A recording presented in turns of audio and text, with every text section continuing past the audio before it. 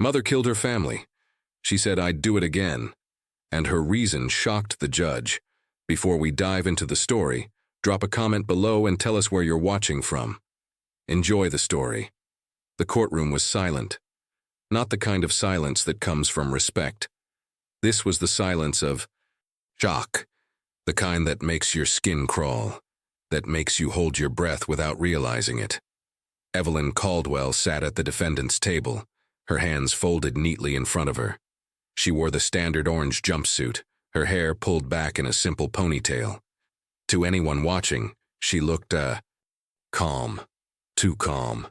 The judge leaned forward, his reading glasses slipping slightly down his nose. He'd been on the bench for 32 years. He'd seen murderers, con artists, people who'd done unspeakable things. But something about this woman unsettled him in a way he couldn't quite name. Ms. Caldwell, he said, his voice measured and firm.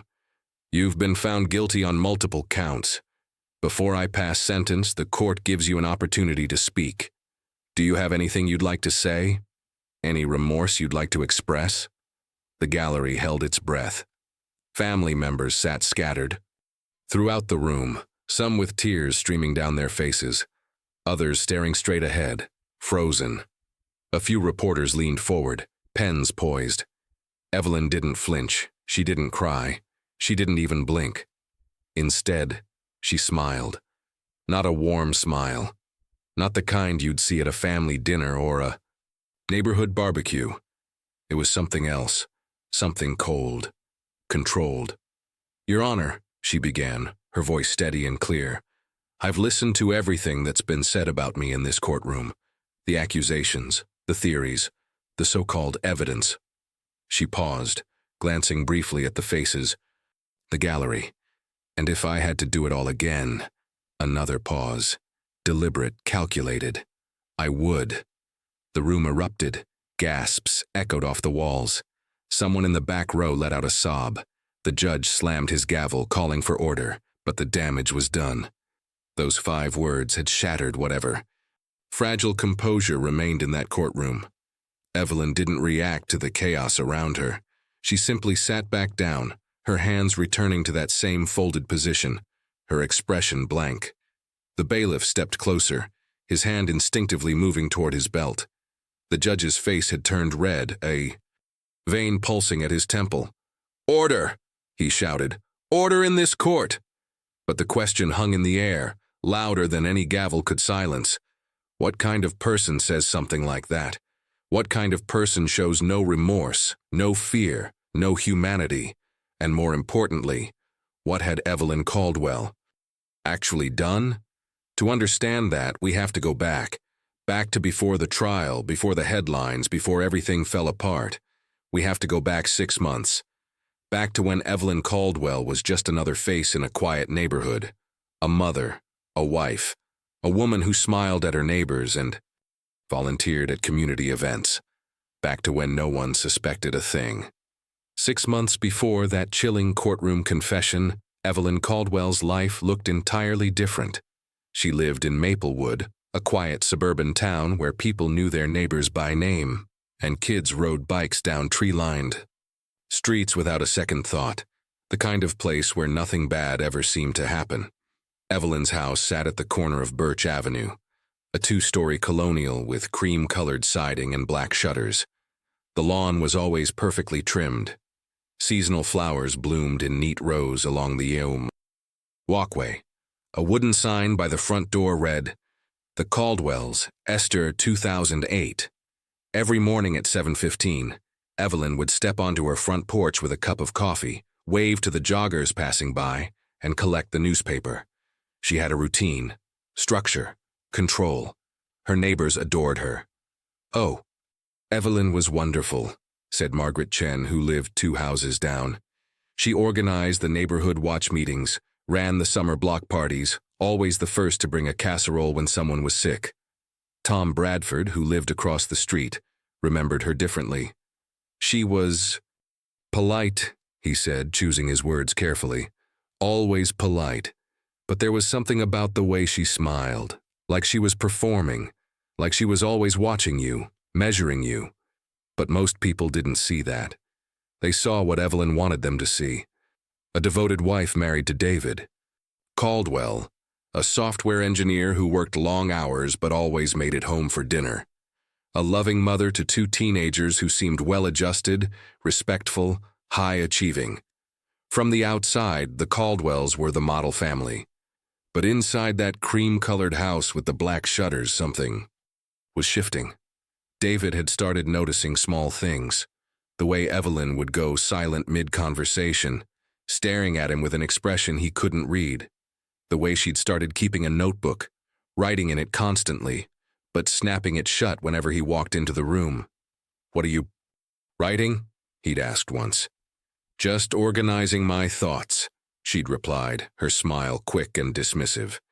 "You know how I like things in order." Their oldest, 17 at the time, had mentioned something strange to a school counselor. Something about feeling watched.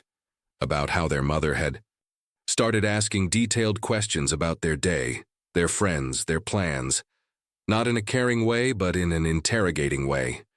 "It felt like she was building a case against us," they later told investigators, "like she was waiting for us to mess up."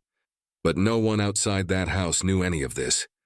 To the world, Evelyn Caldwell was still the woman who smiled at every community meeting, who remembered everyone's birthday, who never missed a chance to volunteer. She was careful, methodical, always in control. One evening in late April, Evelyn sat at her kitchen table, the house quiet around her. David was upstairs. The kids were in their rooms. She opened her notebook and wrote a single sentence in careful, precise handwriting. Sometimes the only way to keep something is to destroy everything around it. She stared at those words for a long moment. Then she closed the notebook, stood up, and smiled. Because Evelyn Caldwell had a plan. And in exactly 4 weeks, that plan would change everything. In Maplewood, reputation was everything. And Evelyn Caldwell had spent years building hers with surgical precision. "She was the kind of person you wanted to impress," said Jennifer Moss, a fellow PTA member. "She had this way of making you feel like you weren't quite good enough. Not in a mean way, just she set the bar so high." Evelyn never missed a school event. She chaired the fundraising committee. She organized charity drives with military efficiency. Her holiday decorations were always the first up on the block and the most elaborate. But it wasn't just about being involved. It was about being seen as perfect. "I remember once," Margaret Chen recalled, "I brought store-bought cookies to a bake sale. Evelyn smiled at me and said, 'Oh, I wish I had time to take shortcuts.'" 2. It sounded like a compliment, but it wasn't. David's co-workers noticed something similar. "He'd mention Evelyn at office gatherings," said his former colleague Brian Wells. "Always positive things, but there was this exhaustion in his voice, like he was reading from a script." The Caldwell home itself was a reflection of Evelyn's obsession with image. Everything had its place. Photos on the walls showed a smiling family at perfect moments. Vacations, graduations, holidays. But if you looked closely, really looked, you'd notice something odd. In every single photo, Evelyn stood at the center. Tom Bradford, the neighbor who'd always felt uneasy around her, remembered an incident from that spring.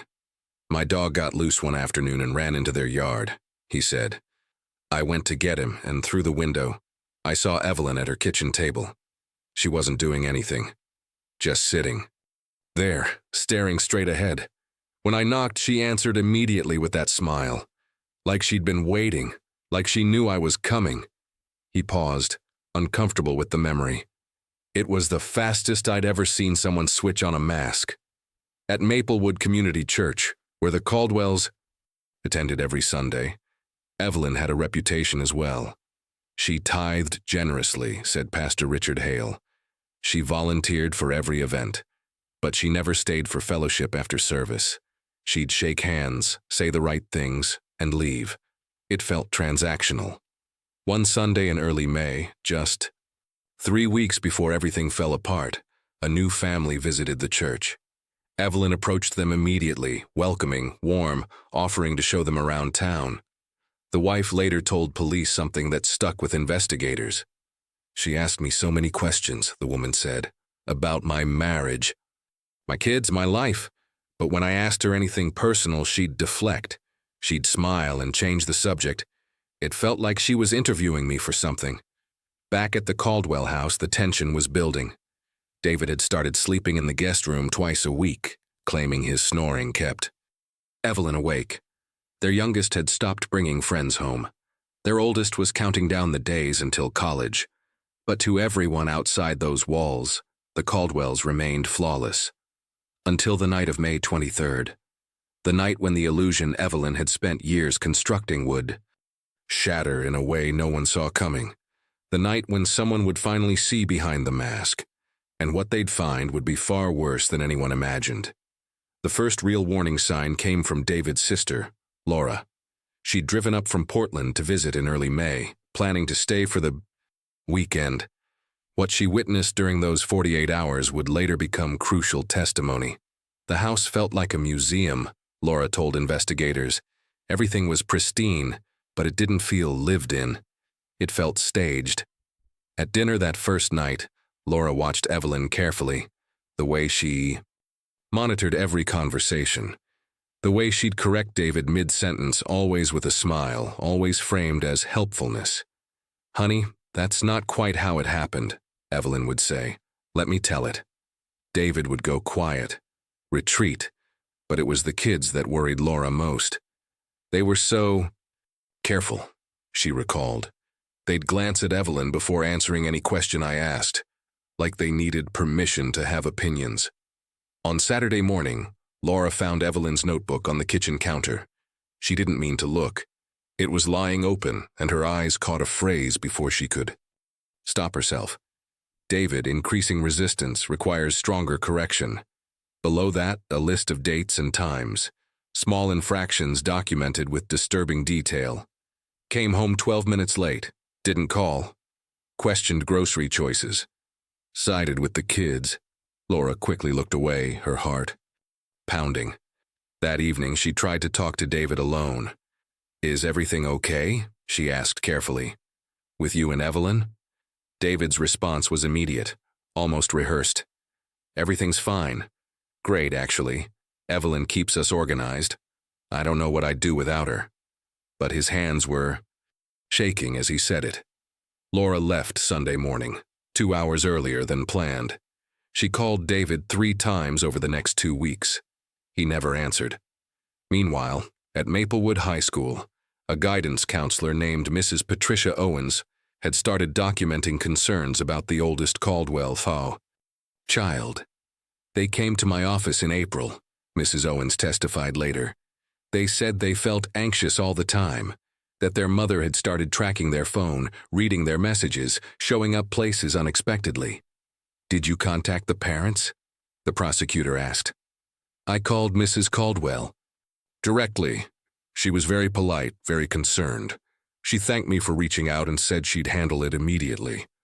"And did the student come back to see you?" Mrs. Owens hesitated. "Yes, once. They said things had gotten worse, that their mother had accused them of trying to make her look bad, that she'd taken their phone completely and told them trust had to be earned back. The counselor had planned to follow up. She never got the chance. At work, David had started making mistakes, missing deadlines, forgetting meetings. He seemed distracted, Brian Wells remembered. One day I asked him if he wanted to grab lunch, and he looked at me like I'd suggested something dangerous. He said, "I can't. Evelyn expects me home." It was a Wednesday, the middle of a workday. On May 20th, just 3 days before the incident, a neighbor named Susan Park was gardening when she heard shouting from the Caldwell house. A window was open. She couldn't make out words, but she heard Evelyn's voice, sharp and cold, and then silence. A heavy, unnatural silence. Susan almost went over to check, but she didn't. "I thought about it for days after," Susan said, crying. "If I'd just knocked on that door." But hindsight doesn't change what happened. By May 22nd, David had stopped responding to texts from his co-workers. The kids hadn't been to school in 2 days. Evelyn told the front office they had the flu. Everything was closing in. And inside that cream-colored house, Evelyn sat at her kitchen table, writing in her notebook one final time. The last entry was just 2 words: tomorrow night. May 23rd started like any other day in Maplewood. Morning joggers ran their usual routes. Kids waited for school buses. The sun rose over quiet streets. But inside the Caldwell house, the air felt different. David later told police he'd woken that morning with a sense of dread he couldn't explain. Evelyn was already up, dressed, moving through the house with purpose. She was humming, he said. I remember that specifically. She never hummed. The kids stayed. Home again. Evelyn said they were still recovering. By noon, David had texted his sister 3 times. Laura never received any of them. By 3 o'clock, the house was silent. By 7, neighbors noticed all the curtains were drawn. At 9:45 that night, Tom Bradford was walking his dog past the Caldwell house when he heard something that made him stop. A door slamming, then another. Sharp sounds in quick succession, then voices, muffled but urgent. He stood on the sidewalk, uncertain, his dog pulling at the leash. The porch light flickered on. Tom started to walk away, but then he heard it, a sound he'd never forget. Not a scream, worse than that. A silence so complete it felt like the house itself was holding its breath. At 2:17 in the morning, a 911 call came through. The dispatcher's voice was calm, professional. 911, what's your emergency? A pause. Breathing. Then Evelyn's voice, quiet and steady. Something terrible has happened at my home. You need to send someone. Ma'am, what happened? Are you injured? Another pause. No, I'm fine. Is anyone else there? Is anyone hurt? Evelyn's response was chilling in its composure. You should send everyone. You have. The line went dead. When police arrived at the Caldwell home 8 minutes later, every light in the house was on. The front door was unlocked, and Evelyn was sitting calmly on the front porch steps, her hands folded in her lap, waiting. It's done, she said as the first officer approached. Ma'am, what's done? What happened here? Evelyn looked up at him, and for the first time that night, she smiled. Everything, she said. Everything I needed to do. The officer's radio crackled. Another unit was entering the house. Seconds later, a voice came through, shaken and urgent. We need detectives here, now.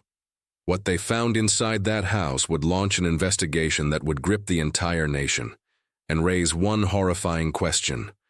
How long had Evelyn Caldwell been planning this? Detective Sarah Monroe had been with Maplewood PD for 14 years. She'd worked robberies, assaults, domestic cases.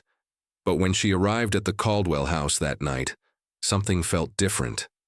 The scene was too organized, she later testified. Most crime scenes are chaotic.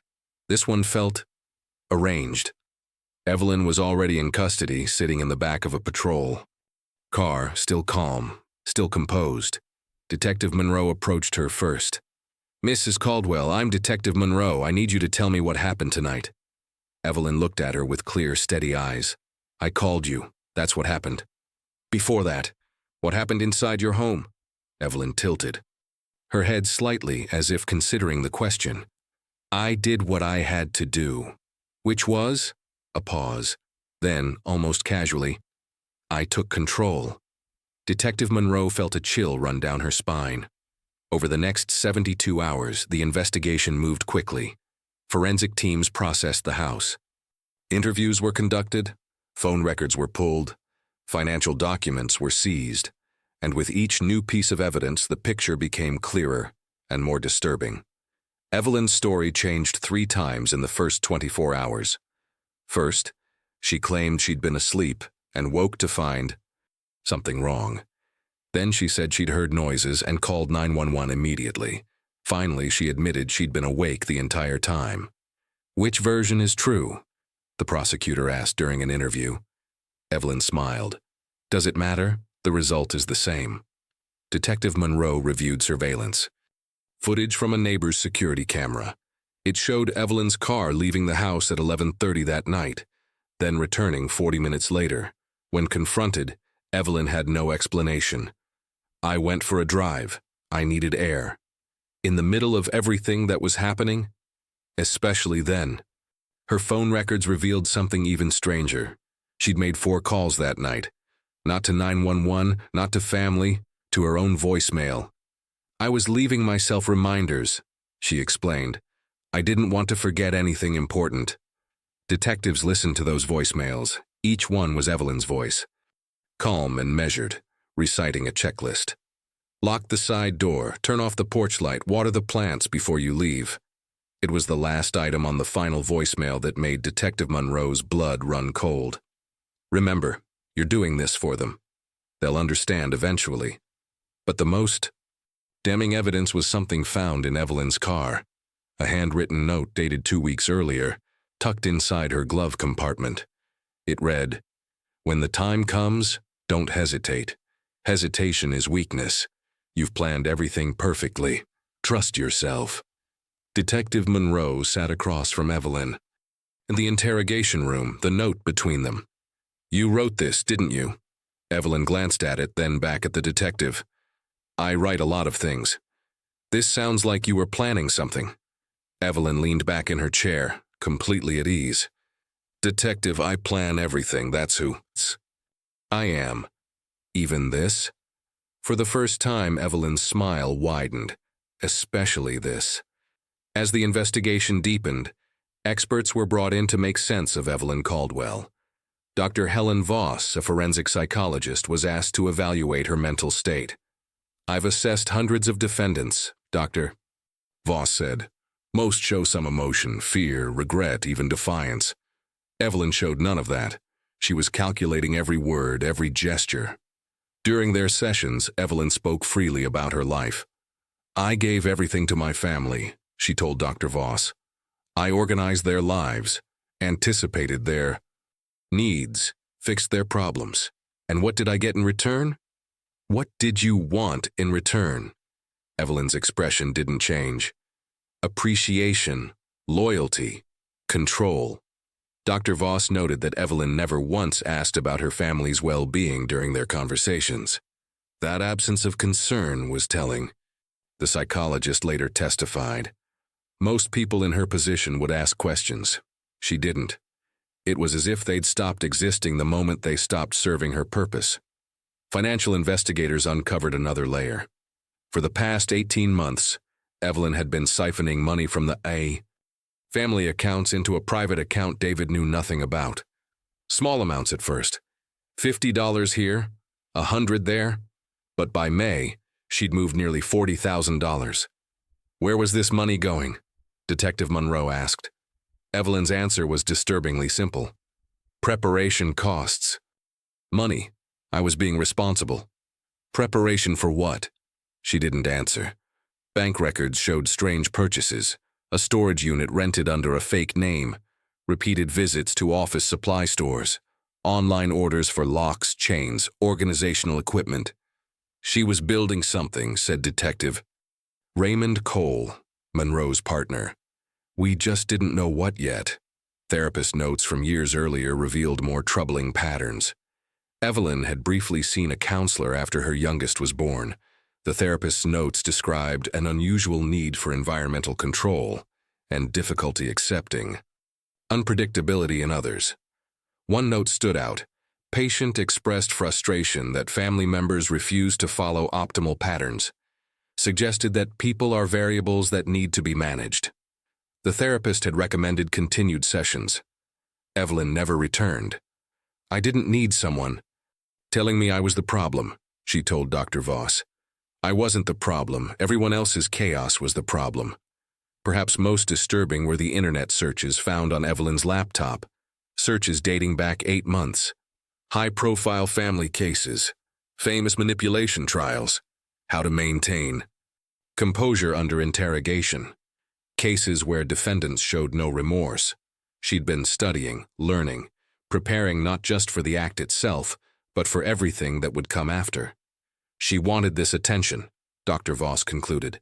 She wanted to be remembered, not as a victim, not as someone who lost control, but as someone who took it. Detective Monroe reviewed everything they had. The The contradictions, the financial trail, the searches, the complete lack of remorse. But one question still haunted the entire investigation. Why? What could possibly drive someone to plan something like this so carefully, so deliberately? The answer would come from the last place anyone expected, from someone who'd been watching Evelyn far longer than the police had. David's sister Laura returned to Maplewood the day after Evelyn's arrest. She'd been the one person who'd sensed something was wrong. Now she became the prosecution's most important witness. Evelyn always needed to be the center of everything, Laura told Detective Monroe. At first, I thought it was just her personality, strong-willed, organized, but over the years, it became something else. Laura described family, gatherings where Evelyn would subtly undermine David. She'd tell stories that made him look incompetent. Little things, how he forgot to pay a bill, how he got lost driving somewhere, always with a laugh, always framed as affection, but it wore him down. When did you notice it getting worse? Laura thought for a moment. About 2 years ago. David stopped calling me. When I'd visit, Evelyn was always present, always listening. David started talking less, smiling less. It was like watching someone disappear. The kids had noticed it too. In interviews with child psychologists, the oldest, Caldwell described a household where every action was monitored, every deviation noted. Mom kept lists, they said. Lists of everything we did wrong. She'd bring them up weeks later, during arguments. She never forgot anything. Did she ever hurt you? Not physically, but she knew how to make you feel small. She'd compare us to other families' kids, tell us we were disappointing her, that we were making her life harder. The youngest described something even more chilling. Sometimes Mom would get really quiet. She'd just stare at us. And then she'd smile and say, "I'm the only one who really loves you. Don't ever forget that." Child services had never been called. Teachers had never reported concerns. Evelyn had been too careful for that. She knew exactly where the line was, Dr. Voss explained. Emotional manipulation doesn't leave bruises. It leaves doubt. Victims often blame themselves. But it was David's testimony that revealed the deepest fracture. In a recorded interview from the hospital, his voice barely above a whisper, he described the final months. She'd started saying strange things, that I was holding her back, that the kids were draining her potential. She'd talk about what her life could have been if she'd made different choices. Did she ever threaten you? David's hands trembled. Not directly, but one night about a month before. Everything. She looked at me and said, "Sometimes I wonder what it would be like to just erase everything and start over." What did you think she meant? I thought she meant divorce. Moving away, I never imagined. His voice broke. Detective Monroe uncovered something else during a search of Evelyn's personal belongings. A journal entry from 3 years earlier, tucked inside a book on her nightstand. David used to look at me like I was extraordinary. Now he looks at me like I'm a task on his to-do list. The kids used to need me. Now they tolerate me. When did I become invisible in my own home? The entry continued. They've forgotten what I've sacrificed, what I've built. Maybe they need to remember. Maybe they need to understand what life would be like without me managing every detail. The final line sent chills through everyone who read it. Or maybe I need to show them. Detective Monroe closed the journal. The pieces were coming together. This wasn't about a single moment of rage or a mental breakdown. This was about resentment that had festered for years, about a woman who'd confused control with love, and who'd decided that if she couldn't have both, she'd destroy everything. But there was still one question no one could answer. What exactly had Evelyn done in those final hours? While psychologists analyzed Evelyn's mind, forensic accountants were analyzing her finances. What they discovered added a new dimension to the case. The money told a story all its own, said forensic accountant Michael Brennan. That private account Evelyn had created, it wasn't just for emergencies. Starting in January, 18 months before the incident, Evelyn had begun moving money systematically. But it wasn't random. Every transfer corresponded with something specific. A family argument, a perceived slight, a moment when she felt disrespected. She was keeping a ledger. Brennan explained, not just of money but of grievances. In March, after David questioned her spending on home renovations, she transferred $3,000. In July, after the kids forgot her birthday, another $2,000. In October, when David's sister visited and they went to dinner, without her, $4,500. By May, the account held over $40,000. What was she planning to do with it? Detective Monroe asked. That's when investigators found the receipts. Train tickets to Chicago, purchased but never used. A hotel reservation for one person, made, then canceled. A safety deposit box at a bank in Springfield, 2 hours away. When police opened the box, they found a new driver's license with Evelyn's photo but a different name, Claire Morton. A burner phone with only one contact saved, her own number. And a handwritten note that read, Phase. Tuinoko after. She was planning to disappear, Detective Cole said. But the evidence suggested something more complex. Bank statements showed Evelyn had researched how long it takes for missing persons cases to go cold. She'd visited websites about starting over with a new identity, yet she never left. She called 911 instead. That's what didn't make sense, said Dr. Voss. She prepared an escape route but chose not to take it. Why? The answer came from Evelyn herself during another interview. Did you plan to leave town? Detective Monroe asked, sliding the fake ID across the table. Evelyn looked at it, then smiled. I considered it. But you didn't. No. Why not? Evelyn leaned forward, her eyes bright. Because leaving would mean they'd forget. I'd become a question mark, a mystery. But staying, being here, being present, being clear about what I did? She paused, savoring the "Jimmy, that makes me unforgettable." Detective Monroe felt her stomach turn. You wanted to be caught. I wanted to be seen, Evelyn corrected. For once in my life, I wanted everyone to see me exactly as I am, not as a wife, not as a mother, not as the woman who organizes bake sales. As what? Then, Evelyn's smile widened. As someone who refused to disappear quietly. The prosecution team reviewed the financial evidence with growing understanding. This wasn't about money. It wasn't even about escape. The $40,000, the fake ID, the hotel reservations, they were all props. Part of a performance Evelyn had been planning for months. She was building a narrative, said Assistant District Attorney Marcus Reed. She wanted people to think she'd considered running, that she'd had options, but the truth is, she never intended to leave. She wanted the trial, Detective Monroe realized. She wanted the attention. And she was about to get more attention than anyone could have imagined. Because the evidence they'd uncovered so far was nothing compared to what was still hidden, in a place no one had thought to look. The break in the case came from an unexpected source.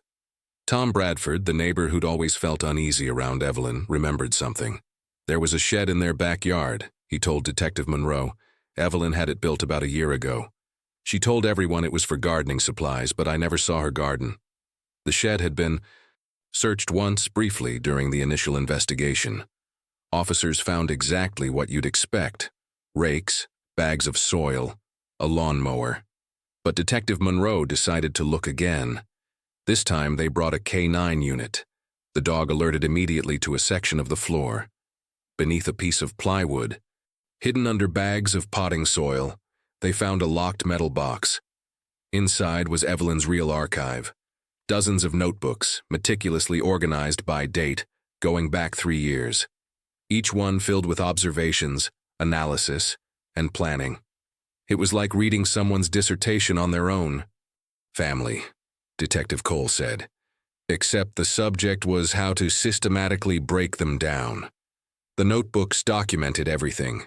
David's daily routines, time to the minute. His habits, his weaknesses, his triggers. The kids' schedules, their friends' names, their fears, their secrets. Even the neighbors were cataloged. who was observant, who minded their own business, who could be relied upon to provide certain reactions. But it wasn't just observation. It was strategy.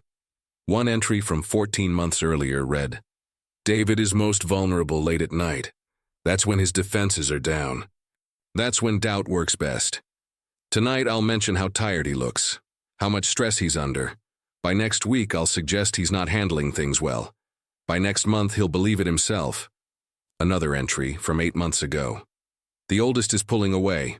Normal teenage behavior, but I can't allow distance. If they feel independent, they'll question me.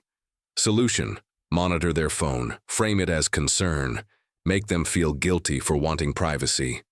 Dr. Voss reviewed the notebooks with growing horror. "This is a manual for psychological manipulation," she said. Every entry shows premeditation, calculation, and complete awareness of what she was doing. But the most disturbing discovery was a separate notebook labeled simply Timeline. It outlined a plan, month by month, for the entire year leading up to May 23rd. January. Begin financial separation. Establish independence. February. Increase isolation, reduce outside influence. March. Document everything, build the narrative. April. Final preparations. Ensure all variables are controlled. May. Execution. The word sent chills through the investigation team. On the final page of the timeline, Evelyn had drawn a simple diagram, a circle with 4 points marked around it, D, K1, K2, and E. Lines connected each point to the center, which was labeled me. Below the diagram, a single sentence. "They exist in my orbit. They will end in my orbit, and everyone will remember why." Detective Monroe brought the notebooks to Evelyn during their next interview. "We found your shed." Evelyn's expression didn't change. "Did you?" "These notebooks. You wrote all of this." "Yes. You documented everything, planned everything, for years." Evelyn looked directly at the detective, completely calm. "I'm a planner, detective. You know that by now." "This isn't planning. This is proof," Evelyn interrupted. "Proof that I knew exactly what I was doing. Proof that every single moment was intentional." She leaned back, satisfied. "You wanted evidence of premeditation? I gave you a library." Detective Monroe struggled to maintain composure. "Why would you keep all of this? Why not destroy it?" For the first time, Evelyn's mask slipped slightly. A flash of something. Pride, maybe, or vindication. "Because I wanted people to understand. I didn't want this dismissed as a breakdown or temporary insanity. I wanted everyone to know this was a choice, my choice." The prosecution now had more than enough for their case, but they still didn't have one crucial piece, a witness who could describe what Evelyn was really like behind closed doors. Someone who'd seen her true nature and lived to tell about it. And then, 3 days before the trial was set to begin, that witness came forward. Someone who'd been terrified to speak. Someone who'd known Evelyn longer than anyone. Someone who'd been silent for far too long. Her name was Rachel Hartley. She'd known Evelyn since college. 22 years of friendship that until now she'd kept carefully hidden from investigators. "I was afraid," Rachel admitted when she finally walked into Detective Monroe's office. "Afraid of what she'd do if she found out I talked, even from jail." Rachel and Evelyn had been roommates. Their freshman year. Close friends through their 20s. But over the past decade, something had shifted. "Evelyn changed after she got married," Rachel said. "Or maybe she just stopped hiding who she really was." Rachel described phone calls that would last hours, with Evelyn dissecting every interaction she'd had that day. She'd tell me about conversations with David, with the kids, with neighbors. But the way she described them, it was like she was narrating a chess game. "I said this to get this reaction. I did this to create this outcome." Did she ever express remorse about manipulating people? Rachel shook her head. The opposite. She was proud. She'd say things like, "Most people stumble through life. I designed mine." About 6 months before the incident, Rachel had visited Evelyn in Maplewood. They'd met for coffee at a cafe downtown. She seemed different that duo, Rachel recalled. More intense, she kept talking about how underappreciated she was, how much she did for her family and how little they noticed. What did you say? I tried to be supportive. I suggested maybe she needed to communicate more, tell them how she felt. That's when she said, something I'll never forget. Rachel's voice dropped. She looked at me and said, the only way to keep a family together is to eliminate every distraction, every competing priority, every alternative. What did she mean by that? I didn't understand at the time, but looking back, Rachel's hands trembled. She meant she needed to be the only thing that mattered, and if she couldn't achieve that through love, she'd achieve it through absence. Rachel described another conversation, this one from March, 2 months before everything happened. Evelyn had called her late at night, agitated. She said David had questioned one of her decisions, something small about household expenses, but she was furious. She said, he forgets that I'm the reason this family functions. I'm the architect. Without me, everything collapses. Did you take that as a threat? Not then, I thought. She was venting, but she kept going. She said, sometimes I think about what it would be like if they had to survive without me, just for a day, just to see them realize how lost they'd be. Rachel had tried to lighten the mood, suggesting Evelyn take a vacation, get some space. Evelyn's response was cold. I don't need space from them, Rachel. They need to understand their place. The prosecution asked Rachel to testify. She agreed, but only under protective measures. Even now, even knowing she's locked up, I'm scared, Rachel said. Because Evelyn doesn't forget and she doesn't forgive. During one of their final conversations before the incident, Evelyn had told Rachel something that now seemed like a confession. They were talking about a documentary they'd both watched, a case about a parent who'd done something unthinkable. I asked Evelyn how someone could do that, Rachel said. How someone could hurt their own family. What did she say? Rachel's voice was barely a whisper. She said, because sometimes love isn't enough. Sometimes you love people so much that you'd rather destroy them than let them leave you behind. Rachel had laughed it off at the time. Now, those words haunted her. She called me weak once, Rachel added. About a year ago, I'd told her I was seeing a therapist for anxiety. She said, therapy is for people who can't control their own minds. You're giving someone else power over your thoughts. That's pathetic. Did she ever mention planning? Anything. Rachel hesitated. Not directly, but in April she said something strange.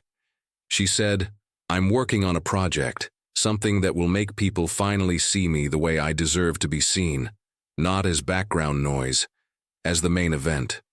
Detective Monroe felt pieces clicking into place. Did you ask what she meant? She just smiled and said, you'll see. Everyone will see. Rachel's testimony would be devastating at trial. But there was still one more piece of evidence the prosecution needed. Something that would prove beyond any doubt what Evelyn had been planning. Something that would come from Evelyn herself, in her own voice. The recordings were found by accident. A tech specialist was examining Evelyn's laptop when he discovered a hidden folder, password protected and buried deep in the system files. Inside were 43 audio files. Each one was Evelyn talking to herself. It was like listening to someone's inner monologue, the tech specialist testified. Except it wasn't stream of consciousness. It was rehearsed, deliberate. The earliest recording was dated November, 7 months before the incident. Detective Monroe listened to it in a quiet room. Headphones on, notepad ready. Evelyn's voice came through, calm and measured. November 3rd, I've decided to document this process. Not for anyone else, for me. So I can remember why I made this choice when the time comes. A pause, then. David disappointed me again today. Small thing, forgot to pick up my prescription. But it's not about the prescription. It's about the pattern, the disregard, the assumption that I'll handle everything, fix everything, forgive everything. Another pause. I won't. The recordings continued, each one a window into Evelyn's deteriorating relationship with reality. In January, she recorded, "I'm realizing something important. They don't see me as a person anymore. I'm a function. I cook, I clean, I organize, I solve. But when do they ask what I want? What I need? Never." Her voice remained steady, but there was an edge creeping in. "I've spent years building their lives.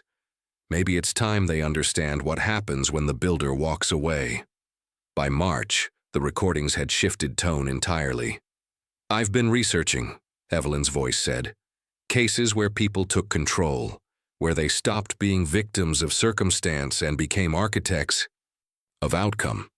The ones who failed did so because they hesitated, they doubted themselves, they let emotion cloud judgment." A long pause, then, "I won't make that mistake." Dr. Voss analyzed the recordings with growing concern. What's striking is the complete absence of internal conflict, she explained. Most people, even when planning something terrible, show doubt, second-guessing, guilt. Evelyn shows none of that. She's convinced she's right. One recording from April was particularly chilling. Evelyn's voice, soft and almost gentle. "I was thinking today about legacy. What people remember about us. David will be remembered as a man who worked hard and loved his family. The kids will be remembered for their potential, their futures. But me?" A bitter laugh. "I'll be remembered as the woman who kept everything running. The invisible force. That's not enough. That's never been. That's enough." Then colder. "But soon I'll be unforgettable. They all will, because of me."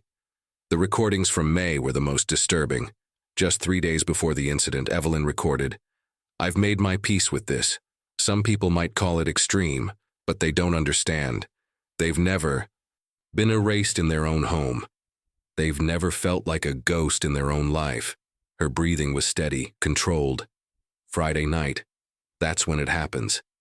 Everything is prepared, every detail accounted for.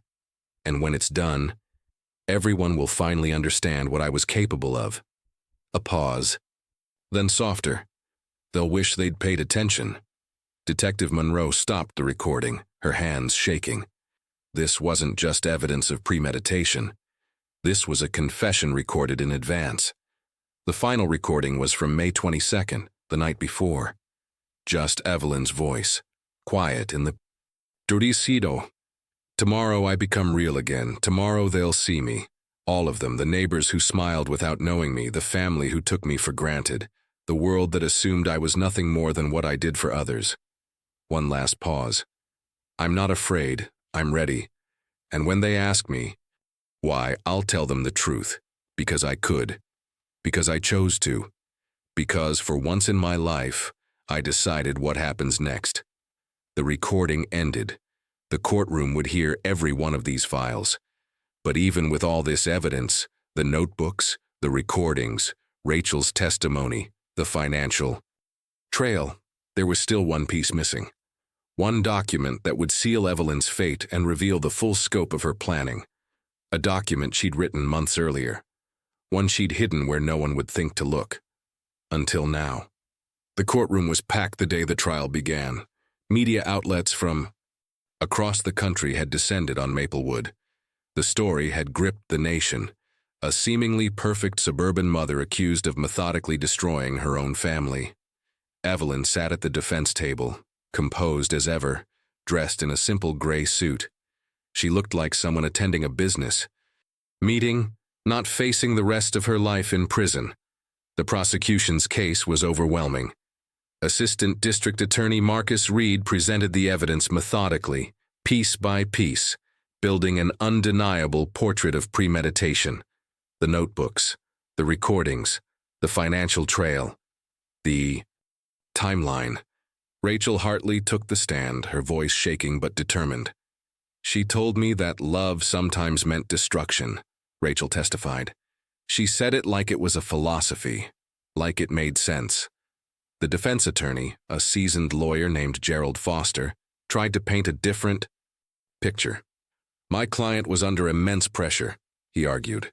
Years of being taken for granted, of being invisible in her own home, of sacrificing herself for a family that barely noticed her. He tried to frame it as a breakdown, a moment of temporary insanity brought on by years of emotional neglect. But the prosecution countered with the recordings. The jury listened in silence as Evelyn's voice filled the courtroom, calm and calculated, describing her plans with clinical precision. "Does that sound like someone who lost control?" Reed asked. "Or someone who took control?" Dr. Voss testified about Evelyn's psychological state. "She exhibits traits consistent with narcissistic personality disorder and obsessive-compulsive tendencies," the psychologist explained. "But she was fully aware of her actions. She understood right from wrong. She simply believed the rules didn't apply to her." "In your professional opinion, was Mrs. Caldwell legally insane at the time of the incident?" "No. She was calculating, organized, and fully competent." David testified via video from an undisclosed location, his face gaunt, his voice broken. "I loved her," he said. "Even now, I don't fully understand what happened. She was my wife, the mother of my children. How do you reconcile that with what she did?" The courtroom was silent except for muffled sobs from the gallery.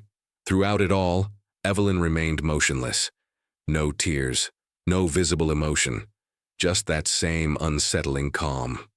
During cross-examination, Foster tried to humanize her. "Mrs. Caldwell, can you describe what you were feeling in the months leading up to May 23rd? Evelyn looked at the jury. "I felt invisible," she said simply. "I felt like I'd given everything and received nothing." "And that night, were you in control of yourself?"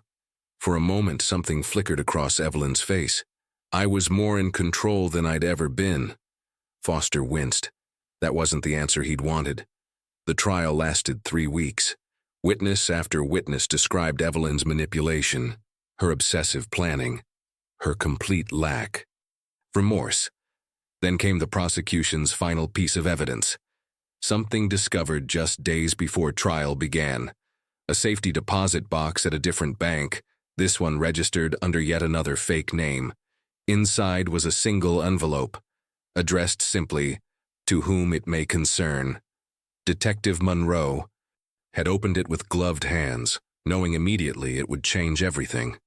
Inside was a letter, dated February 14th, 3 months before the incident, written in Evelyn's precise handwriting. Reed stood before the jury, holding the letter carefully. "This document," he said, "is Mrs. Caldwell's own words, her confession written months in advance, her blueprint, her manifesto." He began to read. "By the time you read this, you'll know what I've done. You'll have theories, explanations, psychological evaluations. But I want you to hear it from me, in my own words, so there's no confusion." The courtroom was deathly silent. "I am not insane. I am not broken. I am simply someone who refused to disappear quietly. For years, I built a life for people who took me for granted. I gave them structure, stability, purpose, and they repaid me with indifference." Reed's voice remained steady as he continued. "What I'm about to do is not impulsive. It's not emotional. It's a decision I've made after careful consideration. I want my family to understand finally what their life would be without me, and I want the world to remember my name." The final paragraph was the most damning. "When they ask if I feel remorse, tell them no. Remorse is for people who made mistakes. This is not a mistake. This is a choice, my choice, and if given the chance, I would make it again." The letter was signed, dated, and witnessed by a notary who'd had no idea what she was authenticating. Reed placed the letter on the evidence table. "Ladies and gentlemen, this is premeditated, this is calculated, this is murder in the first degree." The defense had no response. The jury deliberated for 6 hours. The verdict, guilty on all counts. Now, all that remained was sentencing, and one final moment that would define Evelyn Caldwell's legacy forever. The sentencing hearing was scheduled for 2 weeks after the verdict. During that time, The media dissected every aspect of the case. Experts debated Evelyn's psychology. Documentaries were already in production. But there was still one mystery that haunted everyone involved: the full truth of what happened that night. The evidence had proven intent, planning, and execution. But the specific details of May 23rd remained partially obscured, protected by legal considerations and the fact that some truths were too dark for public consumption. What was known was this: at approximately 9:30 that evening, Evelyn had locked every door in the house from the inside. She disabled the Wi-Fi router and collected everyone's phones. What happened in the hours between 9:30 and 2:17 when she called 911 was reconstructed through forensic evidence and her own admissions. She'd gathered her family in the living room. She told them, calmly, what was about to happen. David's statement to police, given from his hospital bed, described those hours as psychological torture. "She wanted us to understand," he said, his voice barely audible. "She kept saying, 'You need to see what you've done to me. You need to understand what it feels like to be powerless.'" The children's accounts, given through trauma specialists, painted a picture of a woman who'd planned not just an event, but an experience. She'd made them listen as she read from her notebooks, every perceived slight, every moment of disappointment, every time she felt overlooked. "It was like she'd been keeping score for years," Detective Monroe said. And that night was the final accounting. At some point, David had tried to reason with her. "I told her we could fix things," he recalled. "Go to counseling, take a trip, whatever she needed. She just smiled and said, 'It's too late for fixing. This is about finishing.'" The physical evidence told the rest. The house had been staged. Evelyn had arranged certain items, family photos, report cards, old letters, in specific locations throughout the rooms. She was creating a narrative, Dr. Voss explained. Even the crime scene was meant to tell her story. She wanted investigators to walk through and see her version of events. At 11:30, as Tom Bradford had noticed, Evelyn had left the house briefly. She'd driven to a park 2 miles away and sat in her car for exactly 37 minutes. Security footage showed her sitting motionless, staring straight ahead. She was giving herself a chance to change her mind, Dr. Voss theorized. Or perhaps she was savoring the moment. With someone like Evelyn, it's impossible to know. She'd returned home at 12:07, and that's when the worst of it happened. Details the prosecution shared only in closed sessions with the judge. Details that would never be made fully public, out of respect for the survivors and the severity of the trauma inflicted. What can be said is this: no one died that night. But Evelyn had made sure everyone would carry those hours with them forever. When officers arrived at 2:17, they found Evelyn on the porch, as composed as if she'd just finished hosting a dinner party. Inside, they found a family broken in ways that couldn't be captured in a police report. David required hospitalization for shock and severe emotional trauma. The children were placed in protective custody and began intensive therapy. The house itself would later be demolished at the family's request. Some places hold too much darkness to ever feel safe again. Now, 2 weeks after the verdict, the courthouse filled once more. Family members prepared victim impact statements. The judge reviewed sentencing guidelines, and Evelyn Caldwell prepared for her final performance. Because she'd been planning this moment too, the moment when the world would finally see her exactly as she wanted to be seen. Not as a victim of circumstance, not as someone who broke under pressure, but as someone who chose her path and walked it without hesitation. The bailiff called the court to order. Judge Harrison entered, his expression grave. Evelyn stood, her posture perfect, her face calm. This was it, the moment that would define not just her fate, but her legacy. The judge looked at her over his reading glasses. "Ms. Caldwell, before I pass sentence, the court gives you one final opportunity to address us. Do you wish to speak?" Evelyn smiled. That same cold, calculated smile that had haunted this courtroom from the beginning. "Yes, Your Honor," she said clearly. "I do." And what she said next would shock everyone in that room. The courtroom held breath. Evelyn Caldwell stood before the judge, her hands clasped, her expression serene. "Your Honor," she began, her voice steady and clear, "I've listened to weeks of testimony, experts analyzing me, people claiming to understand my motivations, but none of them truly know." She paused, her eyes scanning the gallery. David sat in the back row, unable to look at her. Rachel covered her mouth with trembling hands. Reporters leaned forward, recording every word.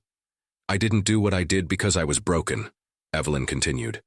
"I did it because I was finally clear.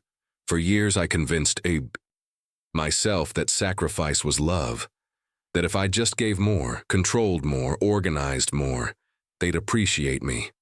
Her voice didn't waver. But appreciation was never coming. So I made a choice. I decided that if I couldn't be valued, I would be unforgettable. Judge Harrison's jaw tightened. "Do you feel any remorse for what you've done?" Evelyn looked directly at him. "No." Gasps rippled through the courtroom. "Because remorse implies I made a mistake. And I didn't.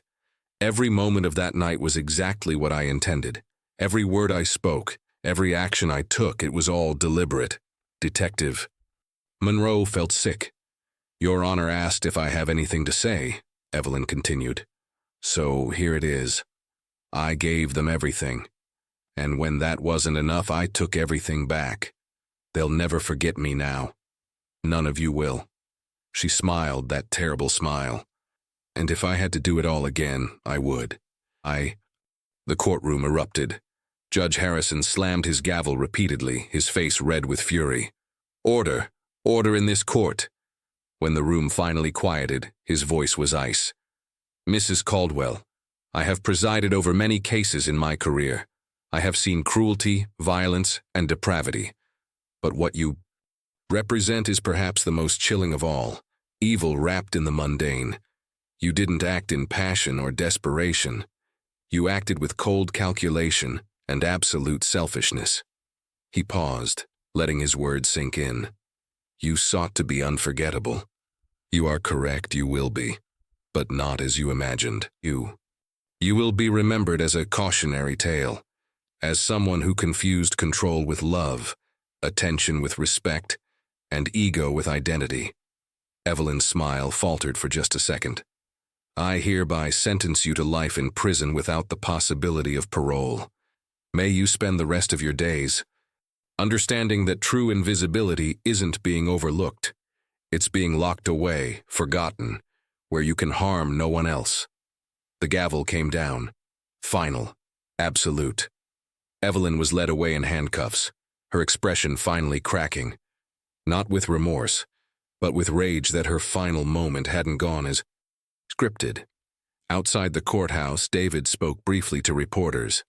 "Some people will try to understand her," he said quietly. "They'll make documentaries, write articles, analyze her psychology. But the truth is simple. She chose cruelty. She chose destruction. And she chose herself over everyone who loved her." His voice broke. "That's not complicated, that's just evil." The screen fades to black. Text appears. "Evelyn Caldwell is currently serving her sentence at a maximum security facility. She has never expressed remorse. David and his children have relocated and requested privacy as they continue healing.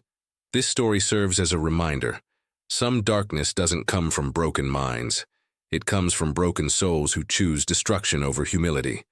Final text. "Greed breeds lies. Lies breed guilt. And guilt demands justice."